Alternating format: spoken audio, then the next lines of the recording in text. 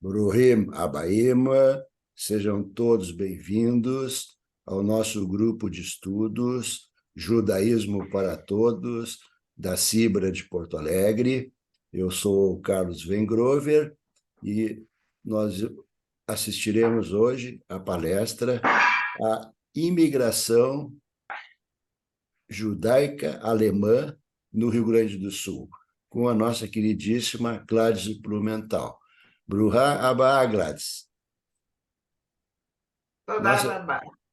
A nossa queridíssima Gladys é educadora em matemática, ela é mestre em educação pela Universidade Federal do Rio Grande do Sul, ela é licenciada em matemática também pela URGS, professora assistente da Faculdade de Educação da URGS, aposentada, ministrante de cursos e palestras e coordenadora do livro Em Terras Gaúchas, a história da imigração judaico-alemã no Rio Grande do Sul. Estudante apaixonada sobre o funcionamento do cérebro humano. Gladys Blumenthal, queridíssima, com a palavra. Queridíssima é por conta dele, hein? Mas ele que é o querido e a Débora também. Muito obrigada. Eu não preciso mais me apresentar, vocês então já ouviram, mas eu quero dizer a vocês que quando eu me apresento, em geral eu falo que meus diplomas mais importantes são o de professora primária. Eu fiz o antigo curso normal, hoje magistério, e o meu segundo curso mais importante foi o de Madrihá. Na nossa época, quando a gente ainda era Cibra Juvenil, não era Hazit, que foi fundada dentro da Cibra, nós fomos enviados um grupo de 5 ao Rio de Janeiro, nas férias, e fizemos um curso intensivíssimo, de manhã, de tarde e de noite. Foi assim, curso de imersão para ser Madrir e Madrihá. Isso significa líder juvenil. Acho que esses cursos me formaram profundamente. O que eu vou falar para vocês aqui é fruto de uma pesquisa que nós iniciamos depois que eu me aposentei como professora da URGS, e que contou com a colaboração de vários que estão aqui. Todos nós fomos voluntários. E esse foi um projeto de pesquisa.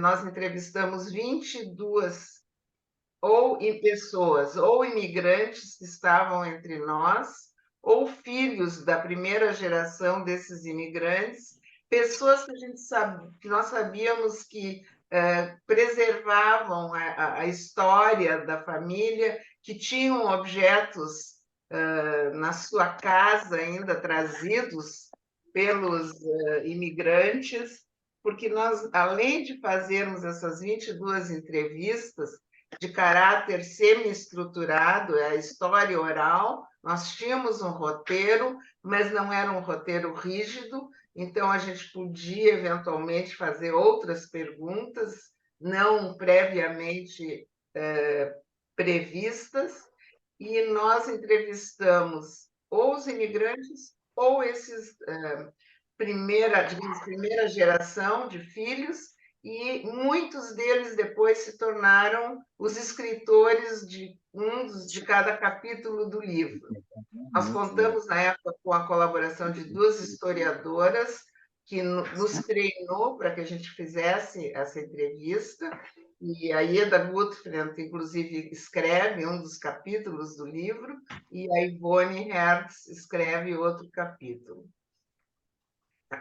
Eu penso trazer assim, um resumo do que foi essa imigração. Penso em falar para vocês as características da imigração, esses judeus alemães ao Rio Grande do Sul, mostrar como eles viviam na Alemanha, mostrar os motivos dessa imigração, mostrar também, falar sobre as dificuldades encontradas aqui na nova pátria e o papel importante da Cibra no seu período de adaptação e depois de fixação ao país. E, por fim, mostrar algumas das colaborações que esses judeus alemães fizeram para a nossa comunidade judaica e para a grande comunidade. Como tem muitos de vocês que participaram dessa história, sintam-se à vontade para me perguntar e para complementar o que eu for falar. Em geral, nós costumamos falar uns 50 a 60 minutos e os últimos 30 minutos são abertos para perguntas e comentários. Mas se alguém quiser, no meio também, colaborar com sua experiência pessoal, fiquem muito à vontade. Então, eu vou começar.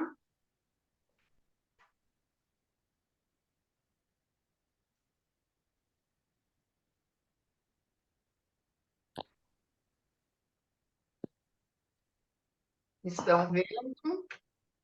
Em tela grande? Estão vendo? Alguém pode me acenar?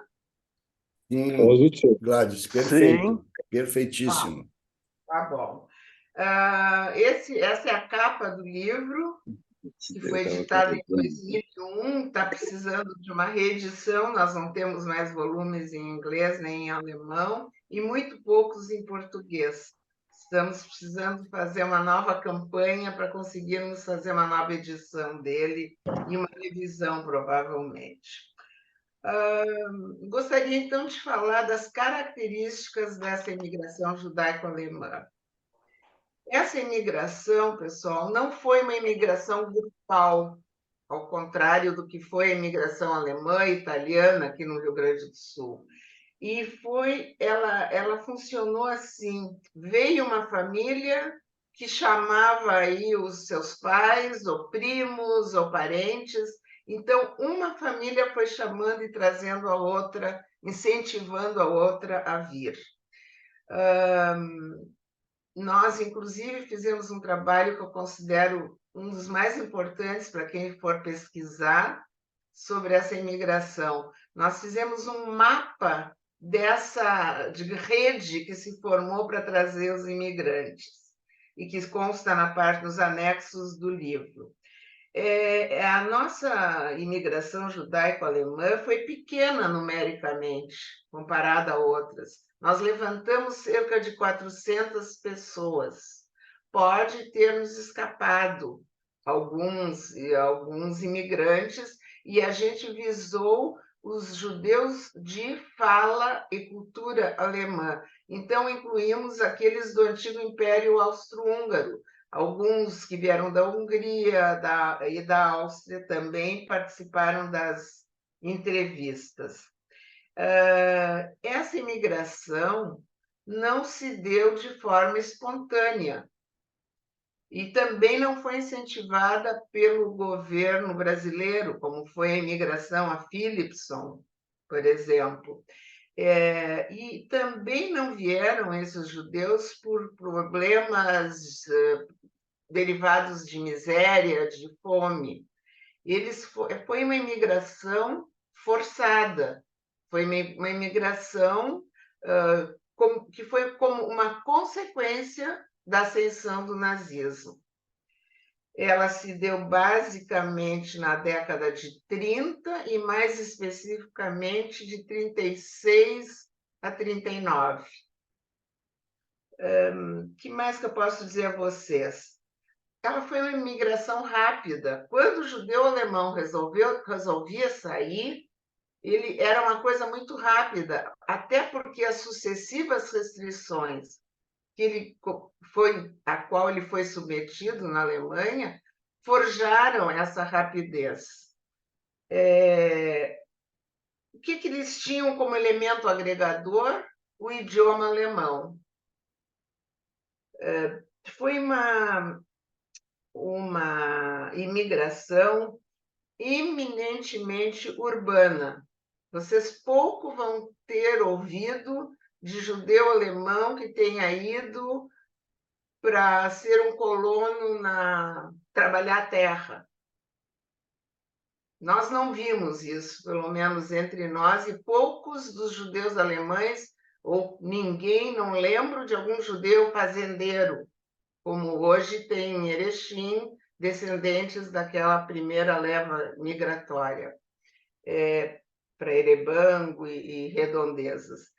E essa imigração nossa foi uma imigração que veio com um bom nível educacional, eu diria até econômico, cultural, embora eles tenham perdido praticamente tudo lá. Os seus bens lhes foram tomados, eles não podiam sair com dinheiro, e os que chegaram até 36, 37 ainda conseguiram trazer móveis e bens maiores assim para sua casa. Os que já vieram nos anos seguintes, pouco trouxeram. Eu vou mostrar depois para vocês. Como viviam esses judeus na Alemanha? Eu sempre penso, assim, depois das entrevistas em especial, que, na verdade, vieram dois grupos diferentes de judeus alemães. Os que viviam nas pequenas cidades, não shtetls, como a gente conhece dos judeus poloneses e russos, eles viviam, digamos, em aldeias, vilas pequenas. A maioria deles eram judeus praticantes, que iam à sinagoga, muitos deles eram kasher em casa.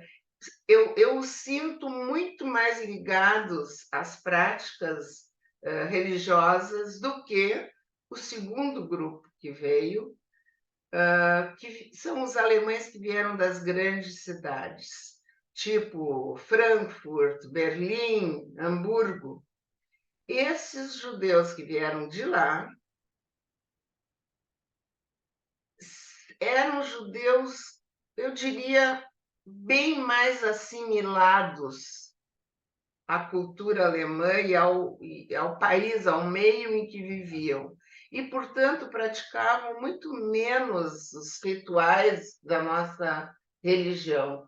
Eles, como já foi mencionado aqui noutra palestra, eles se diziam alemães de fé mosaica, nem judaica, de fé mosaica. Eu vou mostrar para vocês duas casas bem diferentes são de nossos imigrantes, fotos cedidas. Uma que vocês podem identificar completamente, que era uma loja, e, aliás, quase um bar, talvez, de uma cidade chamada Eichstätten. Era uma casa comercial e residencial. Não quero dizer ao certo, mas acho que dos avós do Mário Epstein, construída em 1839. E a casa abaixo era uma casa no meio rural das famílias Stiefel e Blumenthal, em Langendibach, que hoje pertence à cidade, juntou-se e pertence à cidade de Ronneburg. Esta foto é da década de 30. Nós conseguimos muito material na casa dos nossos entrevistados e aproveitamos tudo que foi possível no nosso livro. Vocês vejam que ali o acervo é do Mário Epstein e da Gretchen. Aqui um casal, do que eu falo para vocês das pequenas cidades. Os trajes já dizem muito, né? E os acompanhantes deles também. Gostaria de falar um pouco sobre ainda como eles viviam na Alemanha. muitos dos nossos imigrantes lutaram na Primeira Guerra Mundial, como alemães. Acima, neste slide, vocês veem medalhas. As do centro é uma cruz de ferro, que era concedida por atos de bravuras. Então, eram aqueles que lutaram nos frontes. E as de cima, as laterais, são algumas cruzes, são, digamos, cruzes de honra por terem participado em combates. Recentemente eu li, e isso está aqui, que eu vou tentar mostrar a vocês, um diploma, um certificado que foi concedido ao meu sogro Max Blumenthal, fala comerciante Max Blumenthal, de Langendieber, e vejam que coisa muito interessante. Ela foi concedida, esse certificado e a cruz de ferro, em 13 de julho de 34. Prestem atenção à data. Aliás, o decreto era de 34. Ela foi concedida em maio de 35. Pode isso, gente? Em seguida, eles foram perseguidos. Fala, Cláudio. Quer falar? Em nome do Führer e do chanceler do Reich. É o que está escrito. Em nome do Führer. Em nome do Führer, eles ganharam.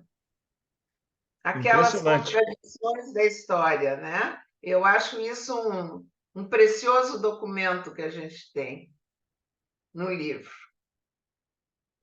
Bom, vamos pensar agora os motivos da imigração. Em vez de eu falar no primeiro dos motivos, eu acho que melhor vocês lerem o próprio depoimento de um dos nossos imigrantes. As medidas restritivas foram muitas. Nas áreas profissional, o sujeito não podia mais nem terminar o curso de medicina. Nós tivemos aqui uma imigrante que estava no último ano. Não podiam mais exercer suas profissões. Um menino, um aluno alemão, não podia mais sentar ao lado de um colega que era judeu. E acho muito interessante que vocês leiam esse depoimento. Está nítido para vocês?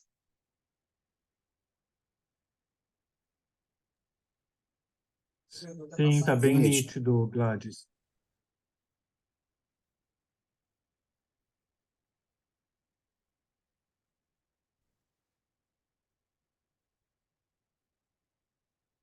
Algum comentário que vocês queiram fazer sobre este depoimento?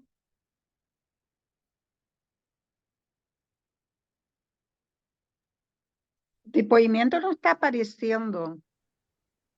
O depoimento não está aparecendo, os motivos... sim, tá bem claro.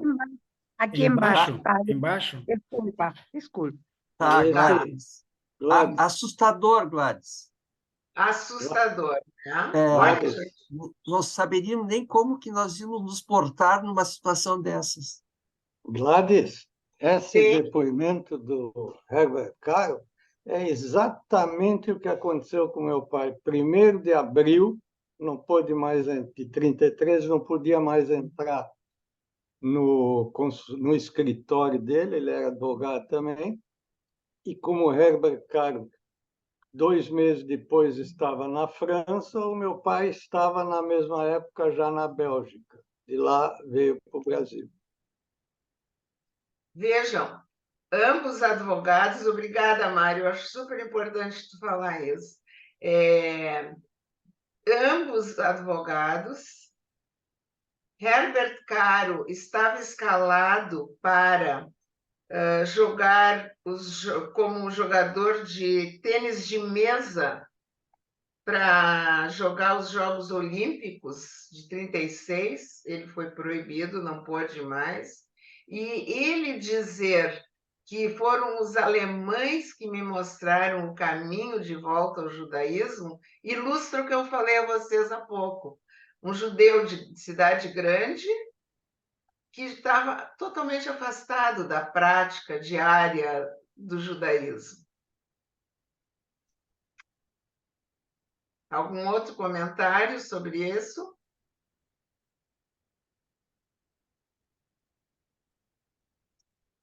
As restrições que nós tivemos na Alemanha foram se sucedendo. Em 33 foi o dia do boicote, em abril de 33. Em setembro de 35 foram editadas as leis de Nuremberg. Em 36 houve o confisco dos bens. Em 38, a obrigação do uso do J amarelo no peito ou no ombro direito, se eu não me engano, sobre um fundo preto, com o objetivo claro de identificar quem era judeu e de discriminá-lo.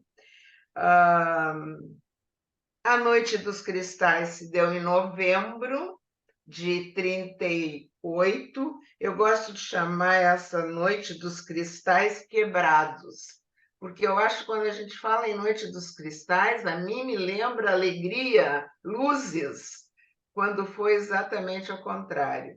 Essa semana estive lendo um material no site da Stolpersteine, aquele projeto alemão de um artista alemão, das pedras de tropeço, e vi que o historiador que lá escreve fala em pogrom, não fala em Noite dos Cristais. Achei que é um assunto para a gente pensar. Olhem aqui um exemplo típico de um passaporte, por acaso da minha mãe, que é o que eu tinha mais à mão. Vejam o J em vermelho. E se vocês observarem aqui, ela recebeu não vou falar codinome, ela recebeu um segundo nome, certo? Ellen Sara. Todas as mulheres receberam esse segundo nome e os homens receberam o nome de Israel. Então, o Mário Kaspari seria Mário Israel Kaspari. O Sérgio Zilberstein seria Sérgio Israel Zilberstein. Essas sucessivas restrições do governo nazista culminaram com a Noite dos Cristais Quebrados. Aqui uma estrela de Davi original, ela está no nosso memorial da CIBRA, quem quiser ver, e esse nome Iude, de acordo com o país, mudava, era Juif, conforme o país onde onde o judeu morava. Para mim, esse cálice perfurado dos dois lados, que generosamente a família do Cláudio e do Ricardo Walter doou para o Museu Judaico de São Paulo, quando vocês forem lá, no andar em que tem uma pequena seção dedicada ao Holocausto, ele está lá.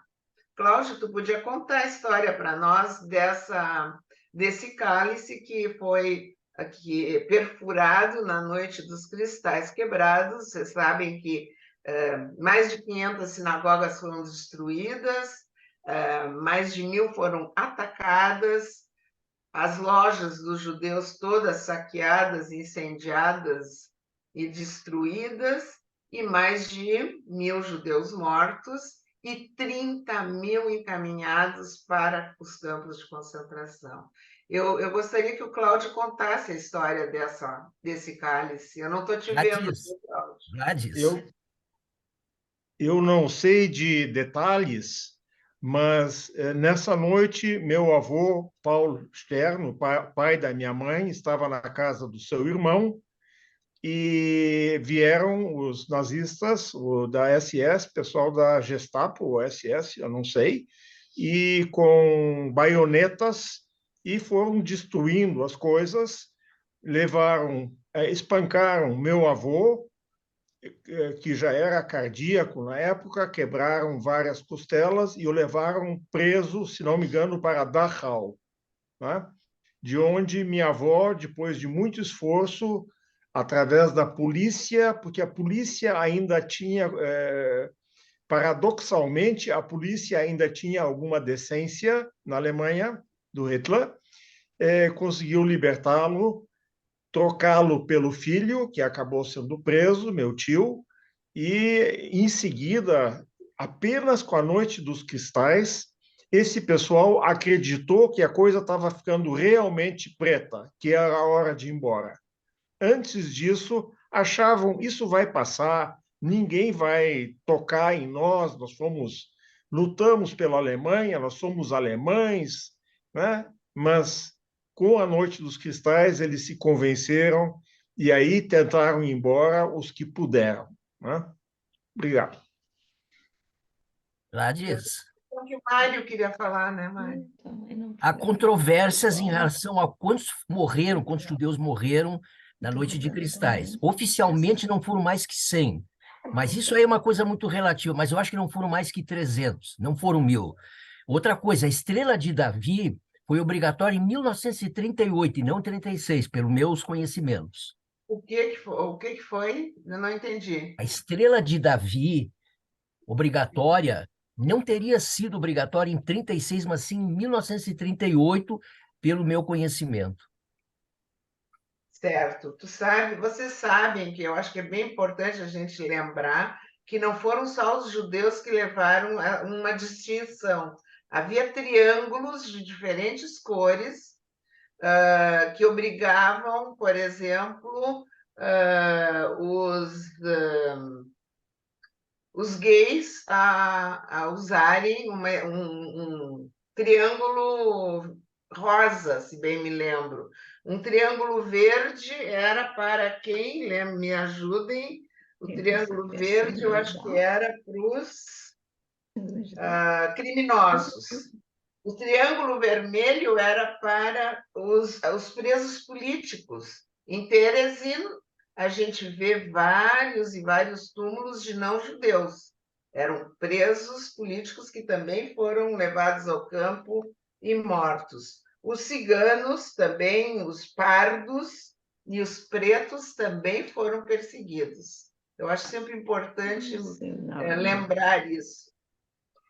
As dificuldades que esses judeus enfrentaram não foram só na Alemanha, foram também aqui no Brasil para poderem entrar. Esse documento se chama Carta de Chamada.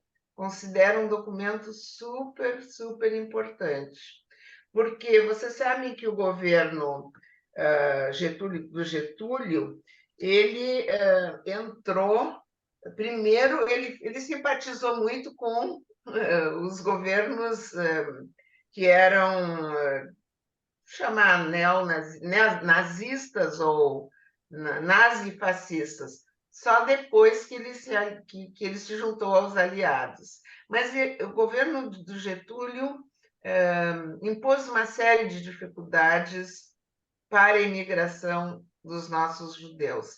Essa carta de chamada era uma carta que que um judeu que estava no Brasil se responsabilizava pelo judeu que ele queria trazer, ou pela família, ou pelo casal que ele queria trazer.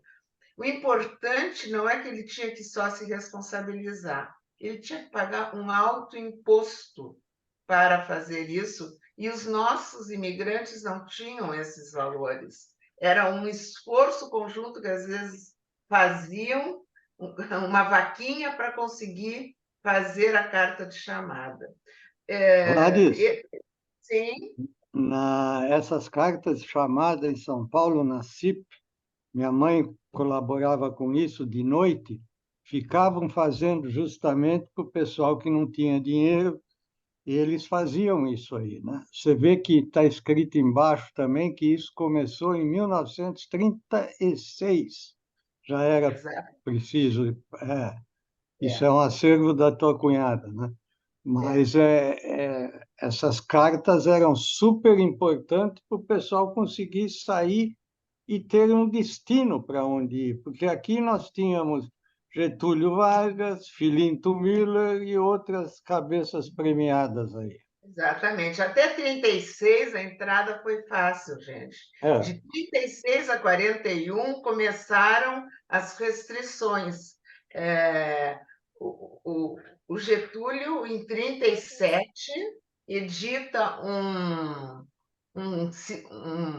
decreto no qual ele estabelece cotas para a entrada. E sabem como é que eram as cotas? Podiam, a partir daquele ano, entrar 20% dos que já tinham entrado da mesma etnia de 1844 a 1933. Quantos judeus entraram nessa fase? Pouquíssimo. Muito poucos. E dali ainda 20% apenas podiam entrar. Então, muitos entraram via Argentina, via Uruguai e ilegalmente passavam pela fronteira. Bolívia também. Como? Bolívia. Isso, Bolívia tem razão.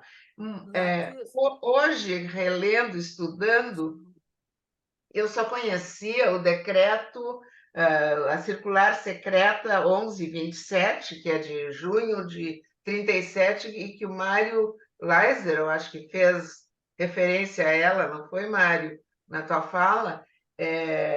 Esse era uma circular que dificultava a emissão de vistos, proibia. Hoje eu li da Maria Tucci Carneiro, que ela fala que foram ao menos 26 desses decretos que o Getúlio assinou. Acho super bom a gente perguntar para ela, quando ela fizer em agosto a palestra dela. Bom, então, essa carta de chamada, eu considero no nosso livro um dos documentos mais importantes. Vamos adiante. O que trouxeram consigo? Como nós não fizemos só as entrevistas, mas nela também pedimos para ver objetos e fizemos todo um rol de objetos e livros, o que trouxeram esses imigrantes consigo, nós elaboramos uma amostra, chamava Amostra dos Judeus de Fala e Cultura Alemã. E aqui eu trago, então, alguns slides para vocês verem o que foi trazido. Eu estou achando tão estranho que apareceu uns riscos azuis para vocês também? Sim. Nos slides? Sim, provavelmente tu Sim. clicou em algum mecanismo de edição dos teus slides, Gladys. Mas eu não tinha isso há pouco. Eu vi que uma pessoa, não acho que não foi a Gladys, uma pessoa nossa, ela estava mexendo, talvez tentando ajustar o vídeo dela, então ele tem View Options, e ela começou a arriscar ali. Então e foi ficou... isso, porque eu não não tinha foi da isso. Gladys. Então, quando a pessoa arrisca, aparece o nome. Eles foram enriquecidos, tá? Com esses... Gladys, um minutinho, eu vou te mostrar, eu estou olhando esses objetos, eu vou trazer ali da minha sala um dos objetos que os meus avós trouxeram. Já volto aí, vai tocando. Tá, então, vejam, muitos objetos de estanho. Esses vasos são originais, tudo que vocês veem aqui é original da Alemanha. Inclusive, aqui atrás está aquela plaquinha que a gente tinha nas casas para mostrar onde era Jerusalém Leste, direção de Jerusalém. Panelas, moedor de café, né? Estou trazendo como curiosidade esses slides. Olha aqui, Gladys, dá para enxergar? Deixa eu ver, eu vou te botar mais aqui no meio. Bonitinho, né? Que é isso? Esse aqui pertenceu à minha avó, Emi, e eu tenho outro par desse que pertenceu à minha tia, a Gertrude, igualzinho. Essa parte de metal é para conservar, para aquecer. Para chá e café. Bárbaro. Que bacana, enriquecendo na hora, ao vivo. Muito O dia que bacana. vocês vierem aqui em casa, eu mostro para vocês. Tá. Vocês têm aqui ao lado, nesse slide, vários utensílios de Shabat. Tudo que vocês estão vendo aqui é original, veio da Alemanha, desde os candelabros, a toalhinha, a louça, e aqui um livro, deixa eu ver de quando de 1928, do qual foi retirada a receita para se fazer essa halá, que os alemães chamavam de berges. Lembram disso? Os berges, a gente não falava halá, a gente falava em berges. Até a toalha desta mesa é original da Alemanha.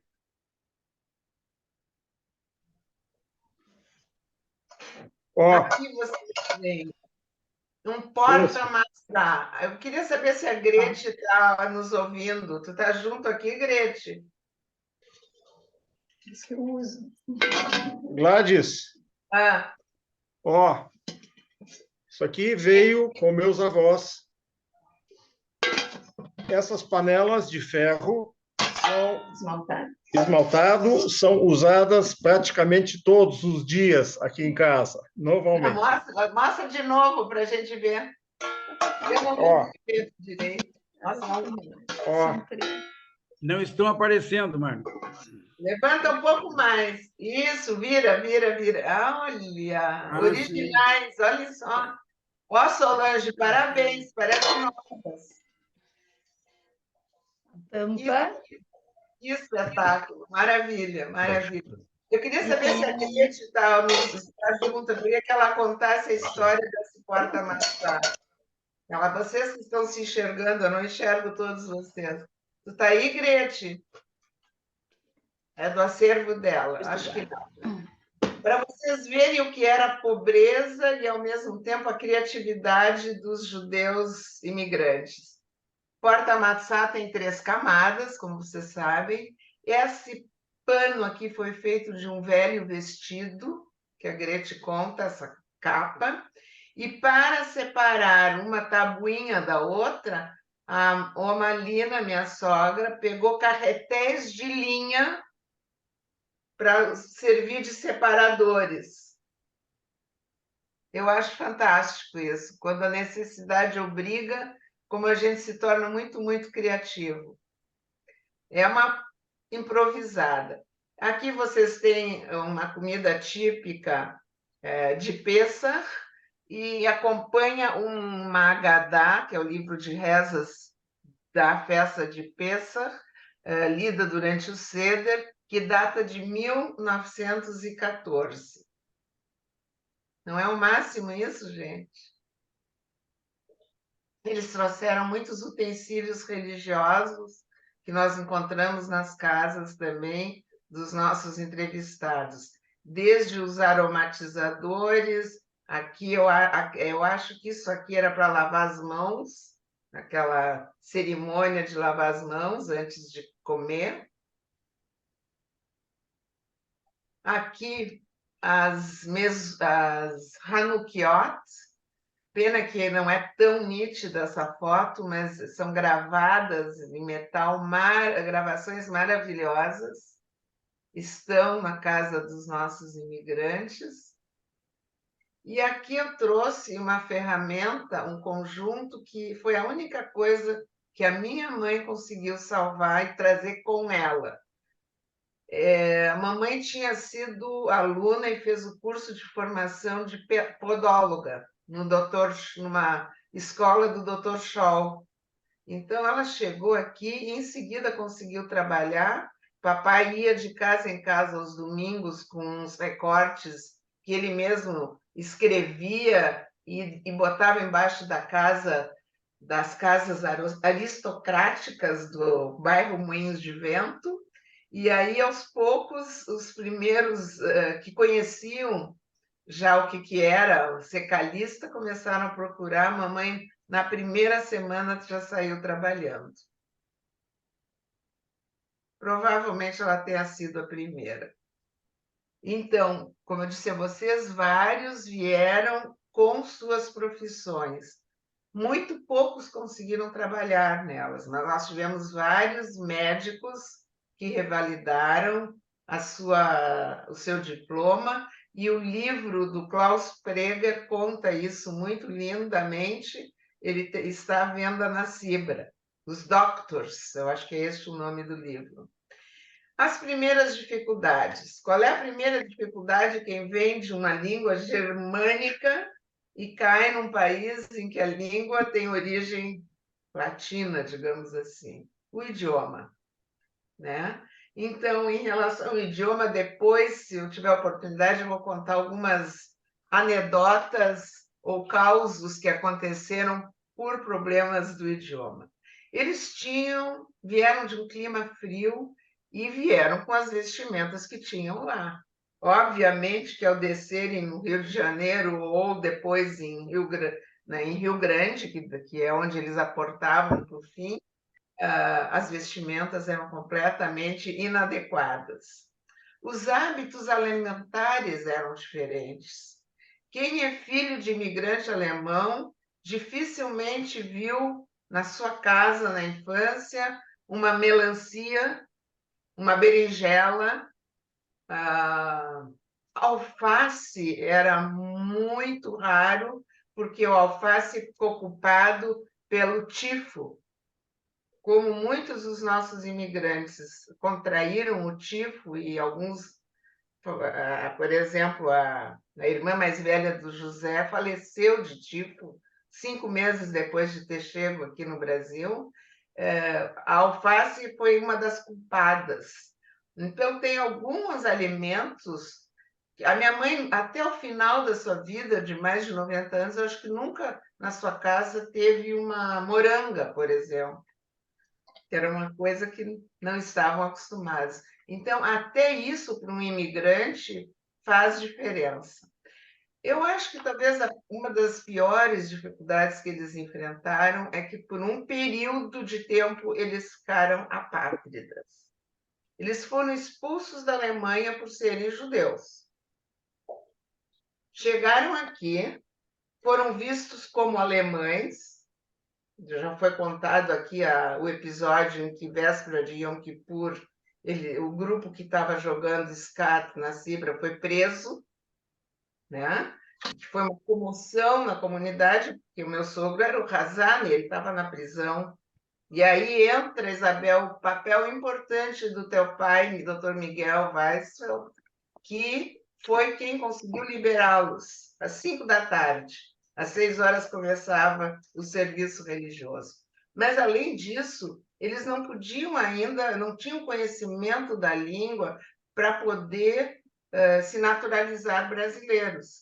Então, por muitos anos, eles não eram nem alemães, nem brasileiros. A Cibra, de novo, exerce um papel importante, emite umas carteirinhas de sócio da Cibra, que era o único documento de identificação que eles tinham. Fora todas as restrições durante o Estado Novo, dos quais a gente já falou. Uma que eu gostaria de contar ainda para vocês, um documento que eu gostaria de mostrar, e é uma declaração do cônsul da Espanha, porque não tinha em nome do consulado alemão, da embaixada alemã, certificando de que o senhor Max Blumenthal e a dona Lina tinham perdido a nacionalidade alemã.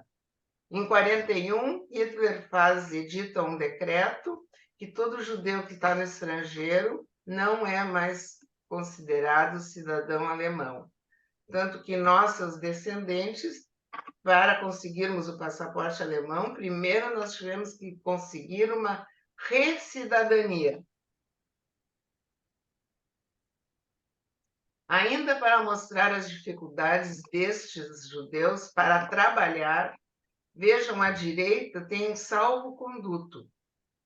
O governo exigia que para o imigrante, para o estrangeiro, se locomover, por exemplo, de Porto Alegre a São Leopoldo, para vender lá, para trabalhar, todos os dias tinha que ir primeiro no departamento de polícia para conseguir esse documento de salvo-conduto.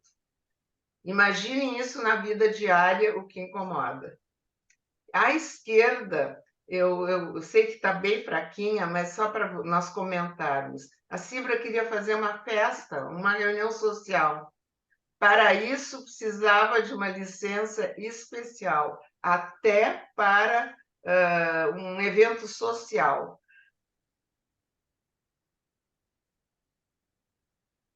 A Cibra, e a nossa Cibra, vamos falar um pouco dela, exerceu um papel muito importante para essa imigração. Ela foi fundada em 29 de agosto de 1936.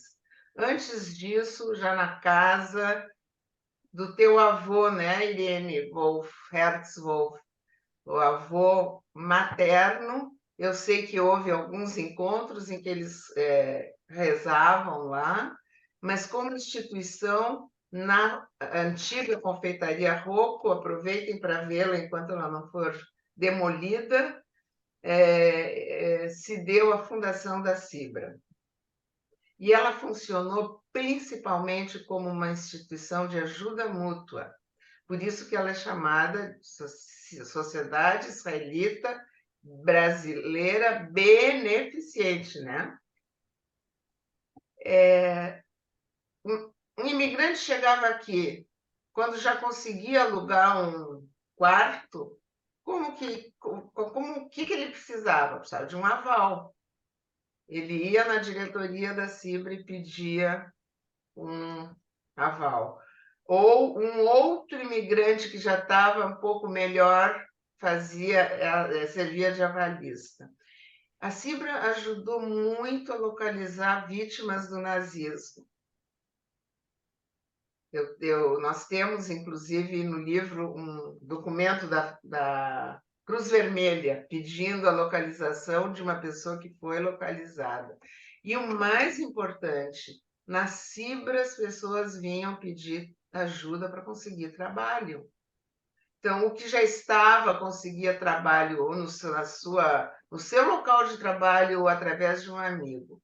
A Cibra fundou a sua própria Hebra Kadisha, grupo de homens e mulheres que ajudavam no velório, que faziam a lavagem do corpo, e aqui entra o papel muito importante do Frauenverein, as damas da Cibra.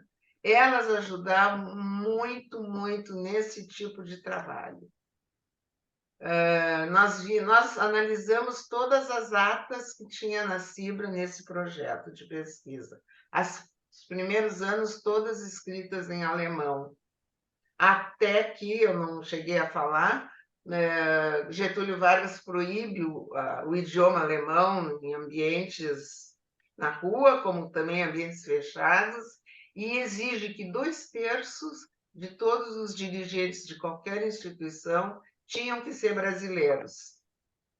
Aí entraram já os amigos dos nossos sócios, que entraram como laranjas, digamos assim, na diretoria, apenas para constar o nome deles.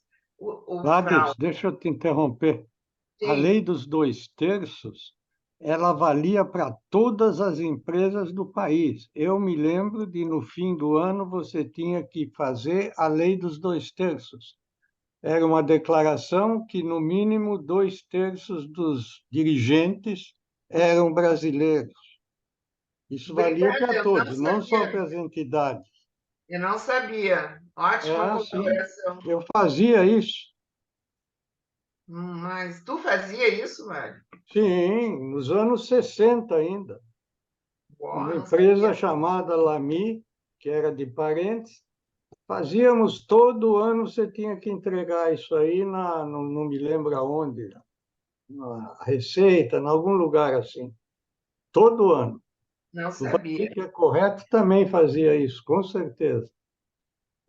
O papel da Cibra como instituição de ajuda mútua, eu acho que está aqui, ó. Não preciso eu falar mais nada.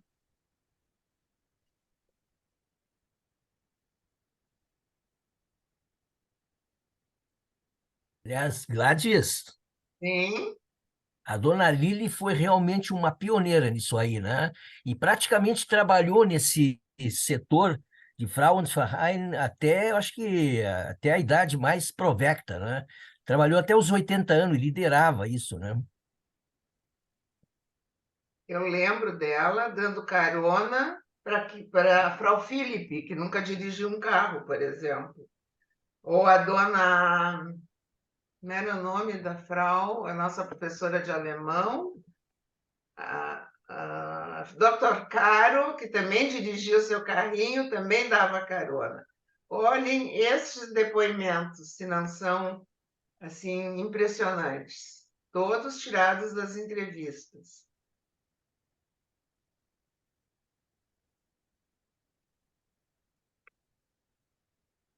Também é importante citar o nome do seu Weil, né? Não me lembro o primeiro nome dele, que O seu tinha... Kurt Weill. Kurt Weill, exatamente. Ele foi muito importante porque ele trabalhou muito no sentido de auxiliar esse pessoal desses imigrantes novos, inclusive economicamente.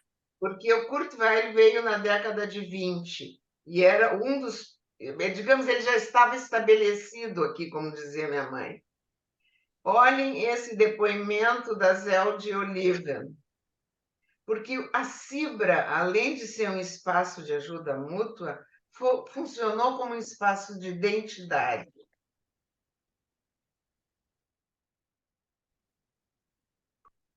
Eles iam para a Cibra para conversar, para comer um Kuchen da Dona Lina, e eles iam para a Cibra para tratar das suas dificuldades e dividir suas dúvidas. E a Cibra era um momento, um lugar de apoio. Eu gosto muito dessa frase da tia Lili, que diz que era um sentir-se em casa.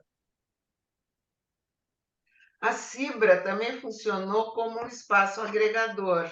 Era lá que se faziam os bailes, as festas de casamento, de bar mitzvah. Quando alguém já começou na década de 50 a viajar, leia-se os Oliven, voltavam e faziam relato das viagens. Era lá que havia sessões de teatro, Yiddish ou não, sessões de mágica e também pequenas audições. E vejam a preocupação da diretoria da Cibra de então. Desde o início, procurou professores que pudessem dar aula de português para os próprios imigrantes.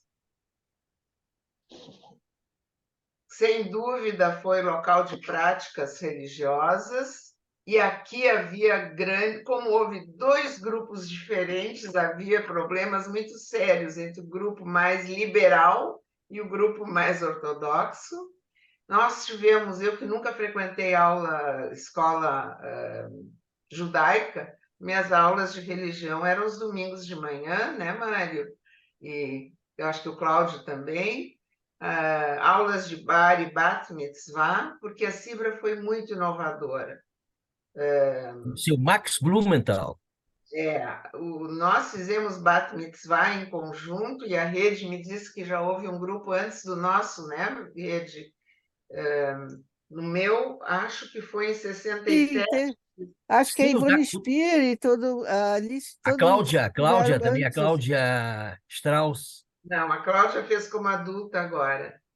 Mas teve gente que fez uma segunda vez como adulta? Eu não tenho certeza, mas acho que não. Teve gente que tinha feito... Sim, a Cláudia fez comigo, agora faz pouco tempo, alguns anos atrás. Exatamente. Mas a Rede diz que houve um grupo antes do meu, da Ieda, da Ruth. O nosso foi logo que a Cibra veio para a sede da... Uma semana, um fim de semana foi a inauguração e o fim de semana seguinte foi a nossa Bat Mitzvah. Exatamente, tu era do meu grupo. E grupo. na Cibra Velha?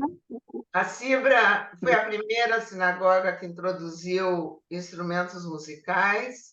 Homens e mulheres sentados juntos era um pecado mortal. Foi na Cibra que começou essa mudança e adesão ao movimento reformista, apenas para citar alguns.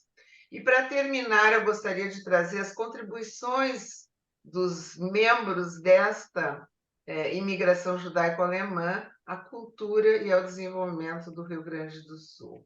Herbert Caro foi conhecido em todo o Brasil como tradutor. Eu lembro bem que ele traduziu Thomas Mann.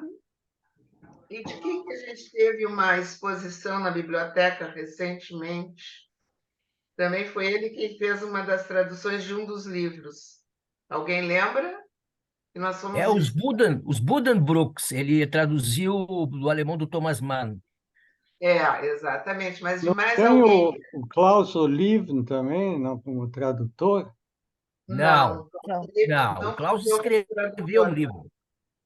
não. Teve um outro tradutor que era mais ou menos da Cibra, o pai dele, o Kurt Goldberg.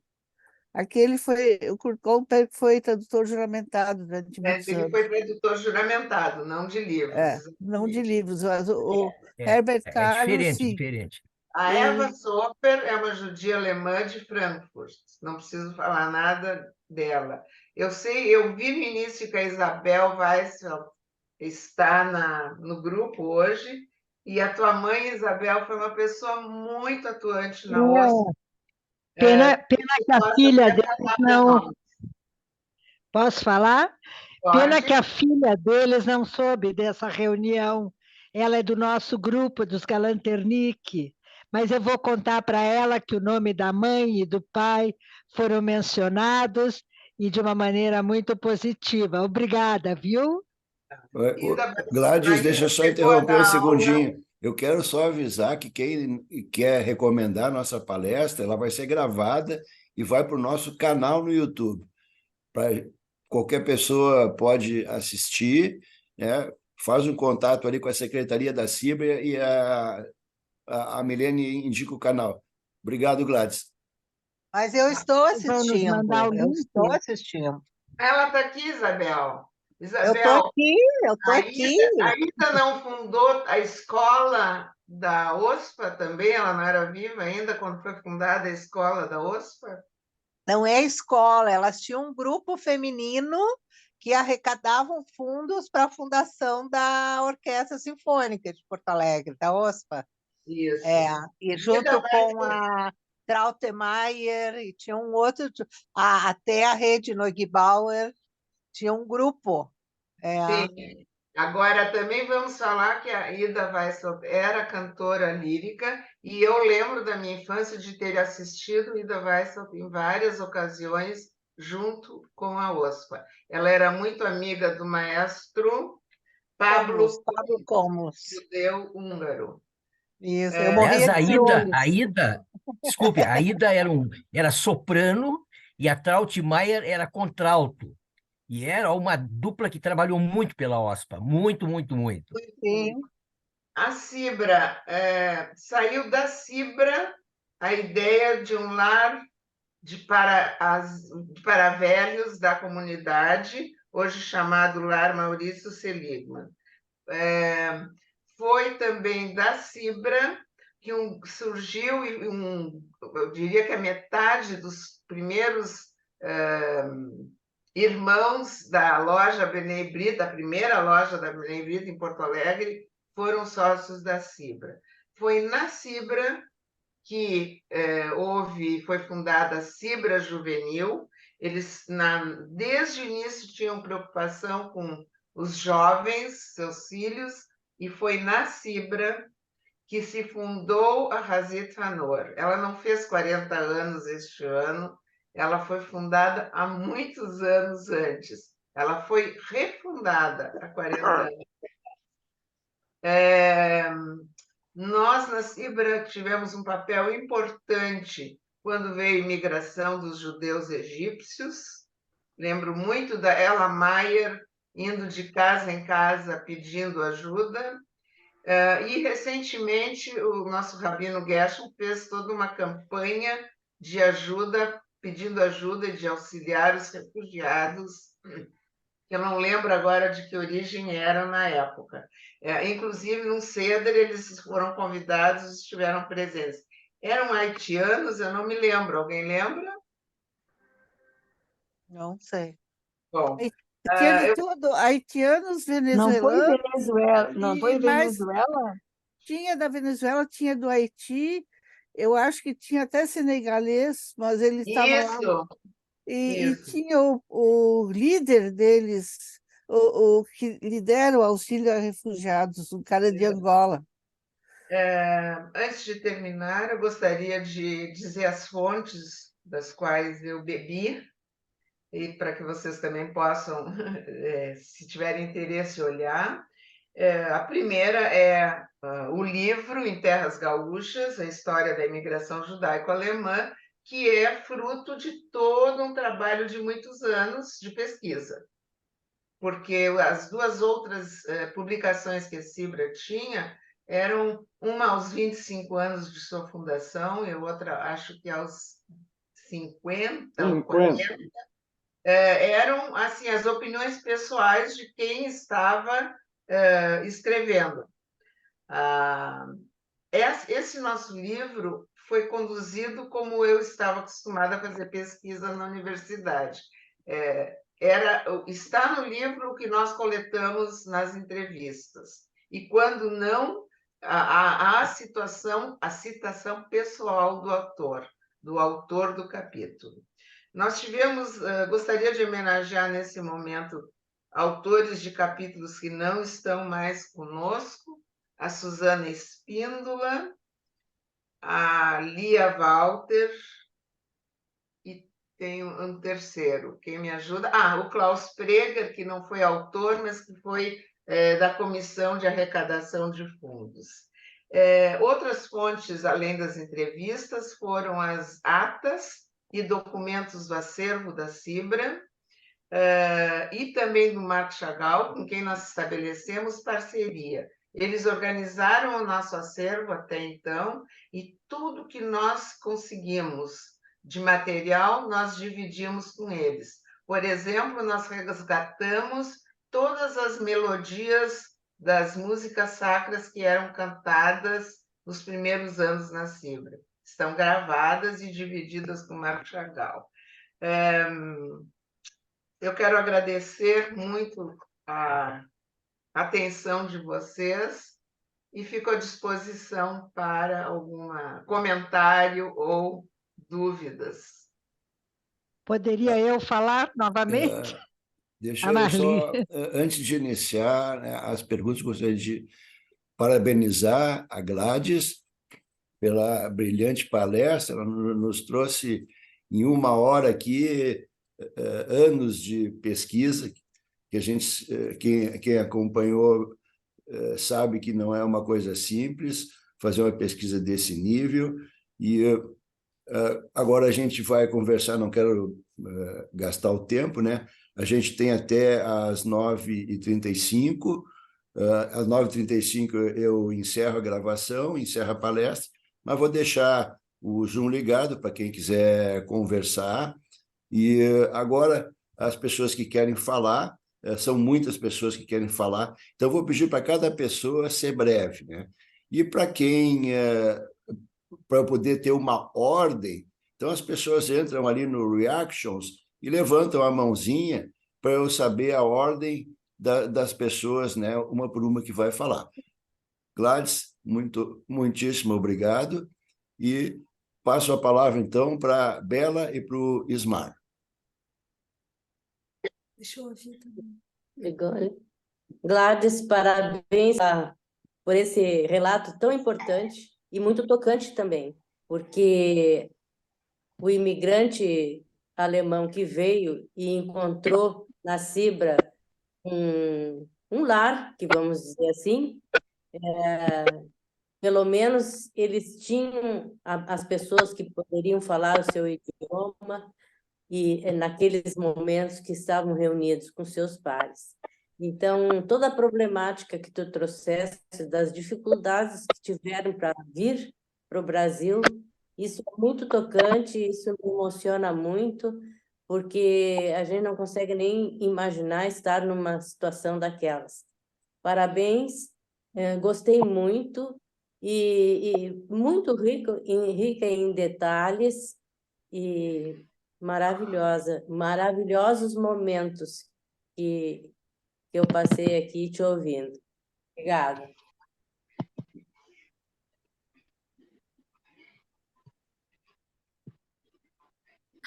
Posso dar um palpite rápido?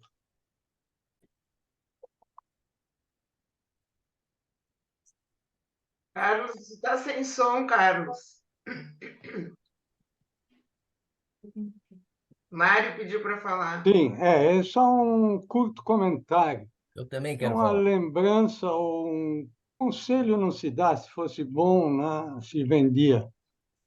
A atual e as atuais diretivas dessa entidade, que se baseiem um pouco naquilo que ela foi e não fiquem pulando tantas cercas e fugindo das raízes da base para o que uma comunidade como a Cibra e outras paralelas no Brasil não saiam dos trilhos. É isso aí. Boa noite.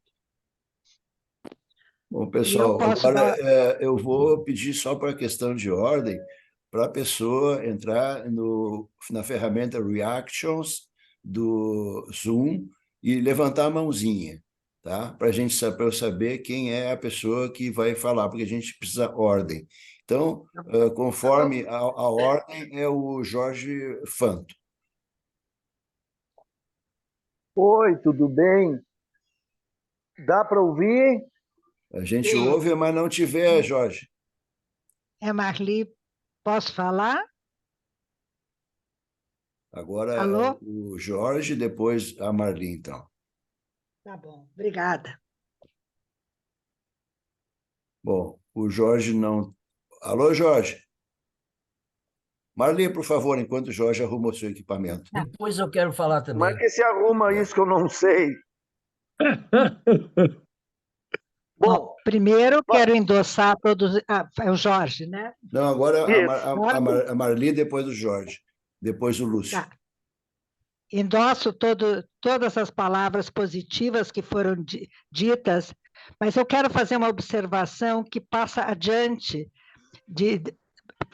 visa ao futuro e não só ao passado. Os judeus alemães não perceberam, na sua maioria, nas escolas, que já havia uma tendência antissemita desde o começo do século. E no Brasil, os nossos judeus também não estão percebendo livros didáticos e material didático que está sendo infiltrado em nossas escolas públicas e através até de universidade, a de Santa Maria, antissemita, anti-Israel, a Conib não está fazendo nada, e na votação não votaram como judeus, votaram como brasileiros, assim como os alemães, que se achavam mais alemães que judeus. E não funciona, infelizmente, o exemplo foi essa palestra, e foi fantástica. Obrigada. Bom, os meus avós, meus bisavós, por parte de pai, viviam em Viena, e o meu avô casou no mesmo ano que a Áustria foi anexada, ou seja, quando a minha avó estava grávida do meu pai, com 7 meses de gravidez, a Alemanha anexou a Áustria. Com a anexação, não foi como na Alemanha, que até chegar às raciais de Nuremberg, foi uma coisa assim gradativamente lenta, digamos assim. Uma restrição hoje, uma restrição amanhã, outra depois de amanhã. Não. Quando veio a anexação, já veio as leis de Nuremberg com todas as restrições. Meu avô... Jorge, nós como só temos 15 minutos ainda, eu acho que tu tem que restringir, por favor, a pergunta. Sim. O vovô teve que abandonar a faculdade de filosofia, foi expulso apanhando, ele e o irmão dele.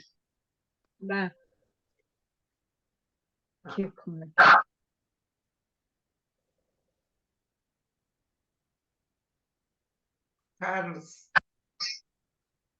Alô, por favor, Lúcio Spier, depois eu queria saber, Mário Leiser queria falar também? O Mário Leiser, então depois do Lúcio, depois o Cris.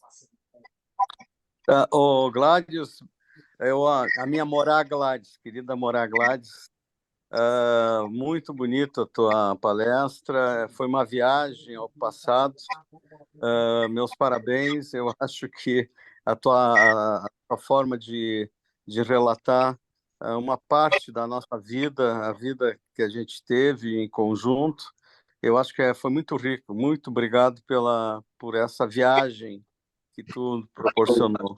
Um beijo, minha Morá, tchau.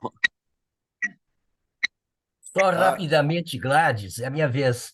Eu quero te cumprimentar, porque tu complementasse, na verdade, aquela palestra que eu fiz. Espetacular. Parabéns, foi ótimo. Eu quero dizer para vocês o seguinte, complementando o que agora a penúltima pessoa falou que eu não conheço, realmente o antissemitismo está aumentando violentamente.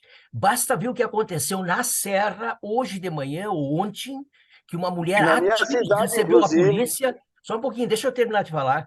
Recebeu a tiros a polícia porque achavam que ali era um antro neonazista, e era mesmo. Encontraram livros do Hitler e outras coisas, símbolos nazistas, e isso aí é só apenas o começo, tá? Não vamos fazer que nem na Alemanha, que os alemães que se consideravam mais, vamos dizer, nacionalistas que judeus, enfiaram o rabo no meio das pernas e não fizeram absolutamente nada. Foram 6 milhões para campos de concentração, com algumas exceções, como o gueto de Varsóvia, em Treblinka também aconteceu alguma coisa assim. Vamos reagir, vamos nos unir, e a Cibra é realmente um baluarte do judaísmo no Galut, e nós temos que trabalhar em prol da Cibra. Juntem-se a Cibra, os que não são sócios devem entrar na Cibra. Não interessa, Mário Gaspari, qual a diretoria, não importa. Importa que nós estejamos juntos nessa mesma luta. Muito obrigado. Apoiado, Mário. Por favor, então, Gladys, a resposta ao Mário. Eu não tenho que responder, eu acho que agradecer e vamos adiante para ouvir os outros, para dar tempo. Tá, então, Cris. Ele pergunta. Gladys, eu quero te agradecer pela palestra de hoje. Eu acho que é fundamental dizer também da importância desse registro que vocês fizeram, né, através dessa pesquisa, como um registro fundamental para o conhecimento e para o não esquecimento das gerações futuras, né? Eu ouvi atentamente aqui a fala de alguns colegas, muitos deles da tua geração, né? Muitos familiares que contribuíram com essa tua pesquisa, e dizer que tu, enfim, é mais uma das professoras da FACED, da Faculdade de Educação da URGS. Se eu não estou enganado, eu acho que foi isso que tu comentaste no início da tua fala, né? Mais uma das professoras que vem honrando aí essa tradição de professoras pesquisadoras da Faculdade de Educação da URGS, e eu estou muito próximo da professora Doris Bittencourt Almeida, lá da Faculdade de Educação, que inclusive criou um departamento lá de História Oral, e que tem feito um processo e um projeto de documentação também bastante relevante. Como é o nome Parabéns dela? pelo teu trabalho, pela tua Doris Bittencourt Almeida. Doris Bittencourt Almeida. Sim, eu inclusive, ela está fazendo, ela está recolhendo, inclusive, materiais de professores que já passaram pela Faculdade de Educação da URGS, e ela está criando um repositório lá de documentação. Caso tu sintas motivada e interessada também, eu acho que seria muito interessante que tu pudesse contatá-la. Obrigado. Obrigada. Se a minha memória não falha, Doris Almeida veio do Colégio Farroupilha, do Memorial do Colégio Farroupilha, não criou? Exato. Eu tive contato com ela e doei todo o meu material como ex-aluna para o colégio. Eu sei quem é. Pode falar para ela que da palestra, ela sabe que eu sou. Passo a palavra para o... Obrigado. Se tu doaste o teu material do colégio para ela, e se tu tiveres alguma coisa do teu período de professora na URGS, com certeza ela deve ter interesse também. Não vou me alongar muito mais aqui, a gente pode conversar em outro momento. Ok. Então, Nihad Bassis, nosso queridíssimo Nihad Bassis, falando de Orlando, na Flórida. Aí, Nihad. Muito obrigado, parabéns pelo trabalho, parabéns pela pesquisa, parabéns pela fibra da sua história. E, por favor, depois me diz como é que a gente consegue uma cópia do livro, por favor. Depois, por favor, não só para mim, acho que para todo... Tem várias pessoas aqui interessadas. Era isso. Beijão. Para a secretaria, tá, Ricardo? Obrigado. A Milene te envia, Nihad. Palavra em aberto. Cláudio Walter, por favor. Som, Cláudio, som. Som. Muito obrigado pela apresentação, Gladys. Realmente traz de volta muitos momentos do nosso passado, né? Na realidade, nós, como primeira geração nascida aqui, e muitos de nós eu estou vendo aqui, somos uma espécie bem interessante, mas uma espécie em extinção no mundo todo, né? Os judeus alemães conosco vão terminar, né? Não só em Porto Alegre, na Cibra, mas em todo o Brasil e em todo o mundo. Então, é algo que vale a pena ser lembrado. Muito obrigado, Gladys. Não tenho que agradecer, esse trabalho foi nosso. Foi realmente importante eu destacar do grupo de voluntários que trabalhou de corpo e alma e coração para que esse livro se realizasse.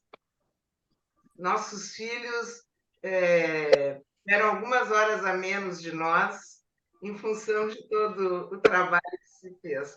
Porque imagina a educadora matemática se meter em história, né? Foi um dever de consciência que eu senti lá dentro, que precisava ser registrado. Essa história, nós conseguimos enviar para as principais bibliotecas do mundo, e disso eu acredito muito que nosso trabalho está disponível a pesquisadores do mundo inteiro. Obrigada, Gladys. Muito boa a sua apresentação. Obrigada.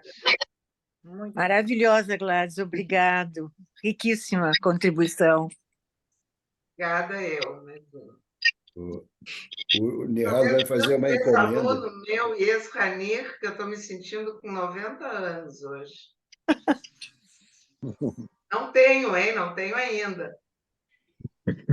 Parabéns, Gladys, pela tua brilhante apresentação. Nesse pouco tempo que a gente teve, de 1 hora praticamente, a gente pôde dar uma volta no passado e recordar vários fatos e acontecimentos. Brilhante a tua pesquisa. Quem é que está falando? É o Elones. Ah, tá. Elones. Brilhante a tua pesquisa. Parabéns aí pelo... Imagina o trabalho que deve ter de reunir documentos, reunir entrevistas, tá? E isso aí contribui muito para que a tua obra e pudesse nos transmitir hoje um pouco do teu conhecimento e um pouco da história que tu guarda. Meus parabéns, meus cumprimentos, Gladys. Eu quero ressaltar de novo que é uma obra coletiva, tá? Olha, a Grete entrou, eu queria tanto que ela desse o depoimento dela. Grete, são um deles. Conta. Onde é que está a Grete? Pode falar, Grete, a gente está te ouvindo. Conta a história em que os judeus, em que o pessoal estava jogando cartas. Eu sei que tu já contou uma vez, mas tem gente que não ouviu. Antevéspera de Yom Kippur. Não consigo ativar. Está ativado. Agora desativou. Agora que desativou. Toca de novo, no mesmo lugar. No microfone, toca. Clica em cima do microfone de novo. Deu? Pode falar, fala bem alto. Bom, é que eu passei o tempo todo escutando e não conseguindo falar. O que tu quer que eu conte? Ela diz assim. Gladys, O que é? o que tu queres que eu fale? Eu quero que tu conte ou a passagem do idioma, quando tu estava com a tua mãe, ou a passagem por exemplo, do jogo de cartas. É o seguinte... Fala bem alto, que para nós está baixo. Não está no máximo. Eu não se podia falar alemão, nem japonês, nem italiano. E eu subi com a minha mãe na Rua Esperança, que hoje se chama Miguel Tostes, e ela encontrou uma amiga que não sabia falar português. Vocês estão me ouvindo? Estamos. Começaram a falar em alemão. Era na esquina da Vasco da Gama, tinha um armazém. Saiu um guarda lá de dentro, pegou a minha mãe pelo braço e disse: ô, sua, sei lá, vagabunda, quer que eu te leve para a polícia? Porque ela estava falando em alemão. Houve vários episódios assim. Eu acho que dá para ter uma ideia. Enfim.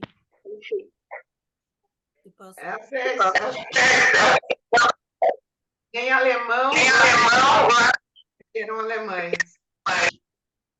Tem muitos microfones abertos, está dificultando. É verdade, a gente pode fechar. Quem não está falando, por favor, feche os seus microfones. Tens razão. Cadê o nosso coordenador, que eu não estou enxergando? Mário Becker está de Campinas, aqui conosco. Quer falar alguma coisa, Mário?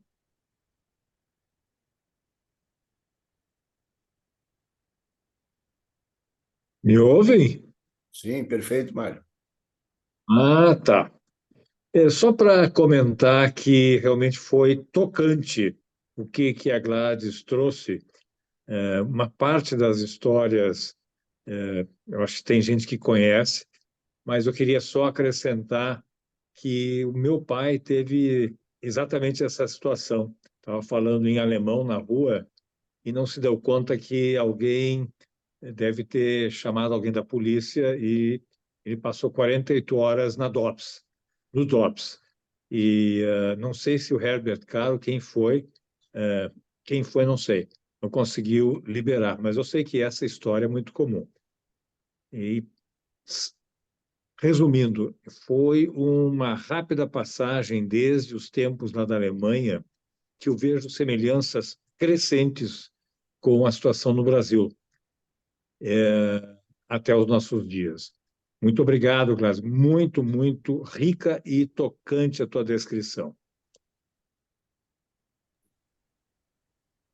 A palavra está em aberto. Quem deseja conversar com a Gladys. Só para contribuir, Gladys, nós estamos perdendo de 1-0, tá? O Bahia está ganhando de nós aí. O Grêmio está perdendo. Mas nessa época de terrorismo, de terror, só para complementar, o fundador da Varig, Otto Ernst Mayr, ele foi preso e ele teve que deixar a direção da Varig e ele passou para Martin Rubenberta, que deu o prosseguimento. Mas o fundador mesmo, ele teve que se afastar porque era uma época de terror no Brasil, né? Então, o nosso fundador ele passou por... O Martin Berta e fez um grande trabalho também. Também descendente de alemães, o Martin Berta. Só isso aí. Esse senhor não é um senhor que é vivo ainda, com 98 anos? Não, nenhum dos dois. Um morreu num ano, outro morreu no outro, praticamente em seguida. Tem o Maier vivo ainda. Eu me dou com ele, é o neto dele. Ele era da Máquinas Condor aqui em Porto Alegre.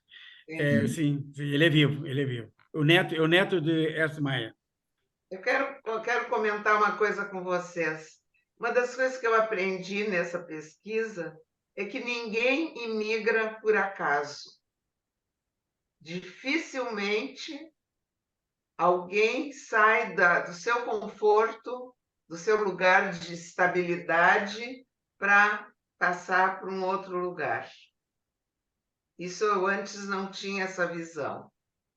E uma coisa também interessante, que eu acho que todos nós que participamos do projeto, de alguma maneira ficamos mais identificados ainda com a Cibra, mais ligados do que éramos antes. Não sei se vocês também perceberam isso. Posso acrescentar mais um detalhe?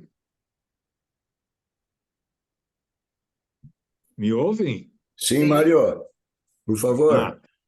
2 detalhes.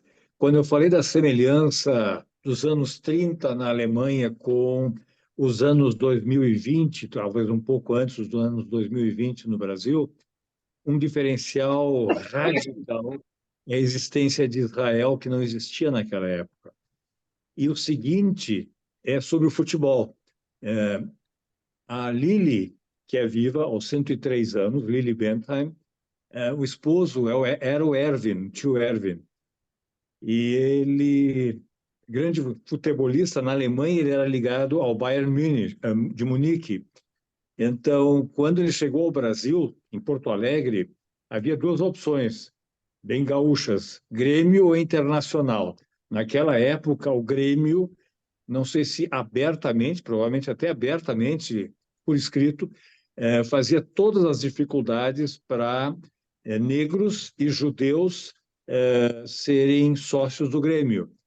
E o tio, Erwin, apaixonadamente se integrou ao Internacional. E, com isso, uma grande parte da família se integrou ao Internacional. Foi uma opção muito típica daquela época. Chegado a Porto Alegre, era ou Grêmio, que não admitia judeus, ou Internacional de portas abertas.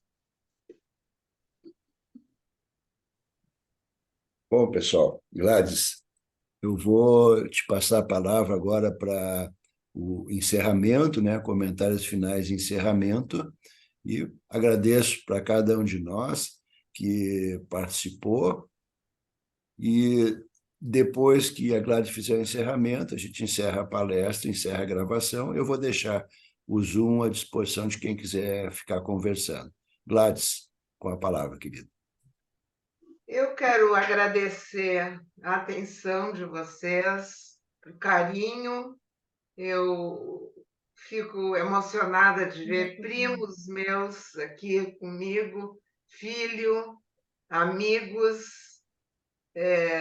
amigos de infância e de adolescência, ex-alunos, né? Um Circe que eu não vejo talvez há 50 anos. A minha cunhada, que é imigrante, nasceu na Alemanha, familiares, eu me senti em casa aqui, embora sempre, né, a gente sente um friozinho na barriga. Eu espero ter conseguido assim, fazer um apanhado, né? E desejo que todos nós tenhamos dias tranquilos como judeus nessa pátria que os nossos pais escolheram. Olha o Lúcio aqui. Okay. Pessoal, até a próxima. Muito obrigado. Obrigada, boa noite.